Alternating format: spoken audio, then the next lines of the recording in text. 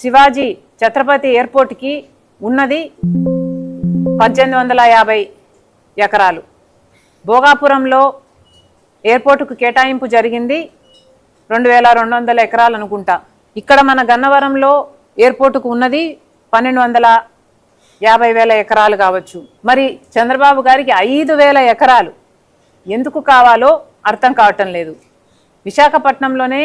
Visakhapatnam is the biggest city as of now in Andhra Pradesh.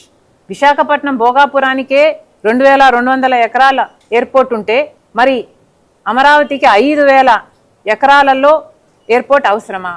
అంత business ఇక్కడ ఉందా? అంత ట్రాఫిక్ ఇక్కడ ఉందా?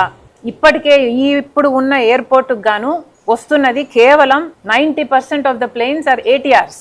ఏటీఆర్స్ అంటే అర్థమవుతుంది కదా, చిన్న ప్లేన్లు, బొమ్మ ప్లేన్లు లాగా ఉంటాయి. కనీసం మనిషి కూర్చున్నాక కాలు చాపుకుందామా అంటే అసలు పొడుగ్గా ఉంటే మనిషికి కాలు కూడా పట్టవు దాంట్లో. అలాంటి ప్లేన్లే వస్తున్నాయి. చంద్రబాబు గారికి, పవన్ కళ్యాణ్ గారికి, లోకేష్ గారికి వాళ్ళు కమర్షియల్ ప్లేన్స్తో ట్రావెల్ చేయరు కాబట్టి తెలియకపోవచ్చేమో అని చెప్తున్నాము. సార్ ఇక్కడికి వచ్చేవి అన్నీ మోస్ట్లీ 90% ఏటీఆర్సే. ముందు అది బాగు చేయండి. ముందు ఇక్కడున్న ఈ ఎయిర్పోర్ట్లో ఉన్న ప్లేన్స్ కండిషన్స్ని బాగు చేయండి. ఇప్పుడున్న ట్రాఫిక్కి, ఇప్పుడున్న ఫ్లై చేసే ట్రాఫిక్కి, ఈ జనానికి మీరు మేలు చేయండి. పక్కనే కొత్త ఎయిర్పోర్ట్ కూడా కడుతున్నారు.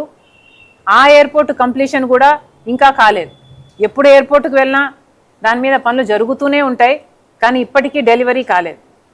ఏదైనా అవసరం ఉంటే ఇప్పుడు ఉన్న ఎయిర్పోర్టునే ఇంకొంచెం విస్తీర్ణం పెంచుకోవచ్చు, కానీ అదేదో పనికే రానట్టు, ఇప్పుడు అది అవసరమే లేనట్టు మళ్ళీ 5,000 ఎకరాలలో కొత్త ఎయిర్పోర్ట్ కడతామని చంద్రబాబు గారు అంటున్నారు. సబబేనా? ఇక 2,500 ఎకరాల్లో ఏమో స్పోర్ట్స్ సిటీ అట. పెద్ద పెద్ద ఒలింపిక్స్ కండక్ట్ చేసిన బీజింగ్, లండన్ లాంటి సిటీస్లో కూడా ఈ ఒలింపిక్ స్టేడియం సైజులు చూస్తే 150 ఎకరాలను దాటలేదు. మనకి ఎందుకండి 2,500 ఎకరాలు మన స్పోర్ట్స్ సిటీకి మనకు అవసరమా?